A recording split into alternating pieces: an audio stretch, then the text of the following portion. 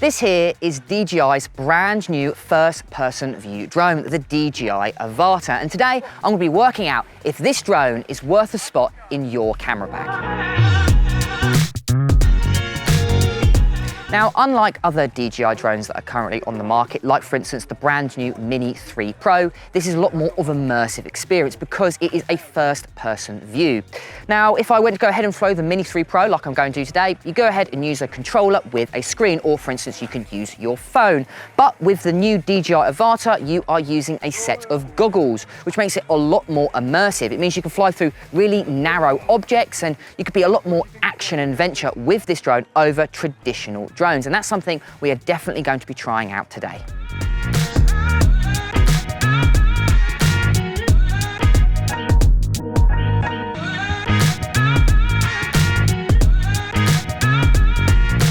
So let's quickly talk about the new specs of the DJI Avata. This drone really does pack a punch when it comes to the overall video and photography specs, only coming in at just 410 grams while offering a maximum speed in manual mode of up to 60 miles an hour. It also has a strong rigid shell with plastic propeller guards. These are designed to kind of help you in more challenging environments. And I must say, this drone really is designed to take a lot of punishment. Because of the agility of FPV drones and the DJI Avata, you're going to fly in more challenging environments, like for instance under bridges or even through little fence panels like this. And even in woodlands, if you're flying into a tree, you want it to bounce, and that is why it's added propeller guards. It's also got a really cool feature called turtling. So if you ever crash the drone and it's upside down, it should theoretically correct itself. It's not something we've tried out because we haven't actually flown this drone yet, but it's something I'm definitely going to try if I do crash it.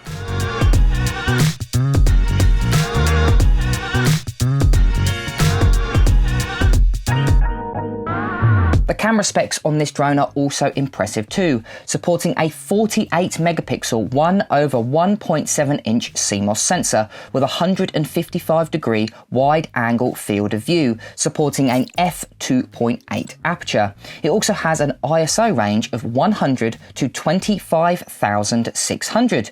The frame rates are also really impressive, filming up to 4K at 50 and 60 frames per second, but it also films at 2.7K at 50, 60 and 100 frames per second, and then in 1080 it films at 50, 60, 100 and up to 120 frames per second, which is 4 times slow motion, which is really good if you're after some action shots. You've also got 2 colour profiles inside the DJI Avata. You've got the standard profile, which is fairly good colours straight out of camera, but you've also got DJI D-Cine Like, which is a flatter profile with more dynamic range, and it allows you to colour grade your footage in post-production. It is not as flat as DJI D-Log, but it is still really good if you really want to make those colours pop.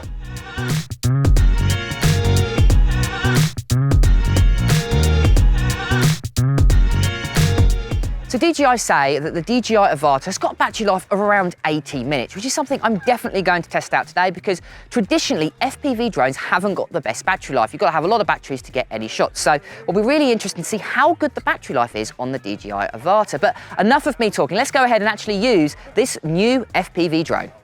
Okay, so I've got the drone all set up and this will be our very first flight. So you've got your controller and you've got the goggles. I'm gonna go ahead and put the goggles on. Now to start it, you just need to double press the lock button, which starts the motors. And then to actually take off, all you'll need to do is press and hold the lock button, and that will lift up.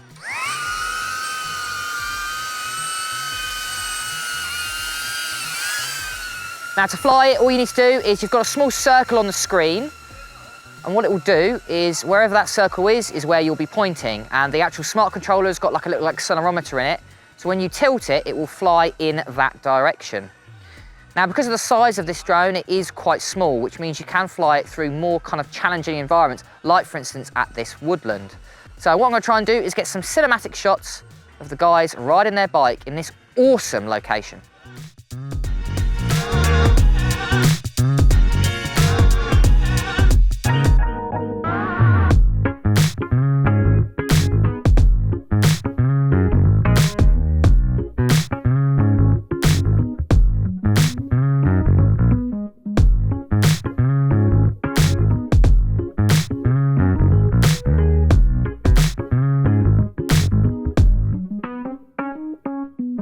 Now, there are two types of controllers you've got with the DJI Avata. You can choose between the FPV motion controller and the FPV remote controller 2.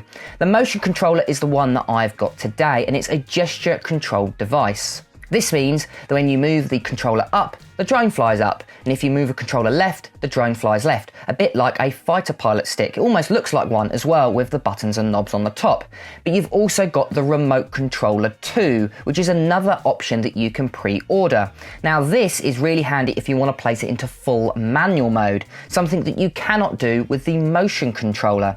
So that means you're allowed to do barrel rolls, flips, S-turns, and be a lot more creative with your DJI Avata, but it does require a decent amount of experience when flying. So if you're planning on being quite creative with it, I would buy the remote controller. But if you want to kind of look like a fighter pilot, go ahead and buy the motion controller.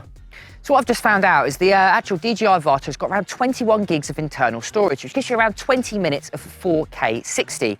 So what I can do is go ahead, put the DJI down, but also have a micro SD card actually in the goggles. So if you do ever lose a DJI Avata doing an epic shot, grant you've lost the DJI Avata, but you haven't lost your key footage, which is, good and bad. You've lost the drone, but you haven't lost the footage, which I actually think is quite good. So here I want to give you a visual representation on the difference between the DJI Avata and other DJI drones that are currently on the market. So here is me flying around some hay bales. As you can see, you can fly really close, go really close to the ground, really show off the speed that the DJI Avata can create. But here is me using the DJI Mavic 3. Now this is a vastly different drone, creating more cinematic shots, a lot more stable, and they're probably slightly better if you're after more of a cinematic look. So it really depends on what type of shots you're after. If you're after something with nice smooth footage, other traditional drones like the DJI Mini 3 Pro or the Mavic 3 is probably going to be better for you. But if you're after to add more action and fly through narrow objects and kind of be a bit more creative, then the DJI Avata could be worth a spot in your camera bag. The DJI Avata has a really handy feature called turtle mode. This is when you've crashed the drone and you want to rewrite it automatically from where the drone is. Now this is really handy if you've crashed it in an area that you can't access, maybe on the other side of a river or pond, for example. And also I think it's really handy to have on FPV drones in general because they are notoriously easy to crash. All you need to do is access it in the menu system and it should do it automatically for you, as long as you haven't crashed it into a tree or crashed it, for instance, in tall grass. Now, something to bear in mind with all FPV drones that use goggles is you are going to need a visual observer to allow you to keep line of sight. You are going to need an aid to help you fly with this drone. Now, I had Drew with me today, which was really helpful. He was able to help me film, but also keep an eye of where the drone was. Again, my eyes are covered because of the goggles, so make sure you always have a visual observer with you when you go out with any FPV drone, including the new DJI Avata. And the last thing I want to mention is the battery life. Now, DJI do say you get a battery life of around 18 minutes with the new DJI Avata, but I would say that's quite generous. I found I would get around 10 to 15 minutes in good conditions. If it was windy, I find that dropped dramatically down to around 5 to 10 minutes. So it really depends on where you're flying, but also how you fly. If you're flying in sport mode, you are going to expect less battery life with the DJI Avata, but 10 to 15 minutes is average what I would get when flying. I must say, I was really impressed with the DJI Avata today. I've never flown an FPV drone before, so it was really intuitive, and I must say the goggles was a really immersive experience. So if you're after more of an action drone to kind of really open up the possibilities, then this drone is definitely worth a spot in your camera bag, especially if you're trying to add more action to your cinema photography. Now, if you want to know more about this drone, go ahead to the link in the description. It'll take you to our webpage, which has a lot more specs to find out absolutely everything you need to know about the DJI Avata.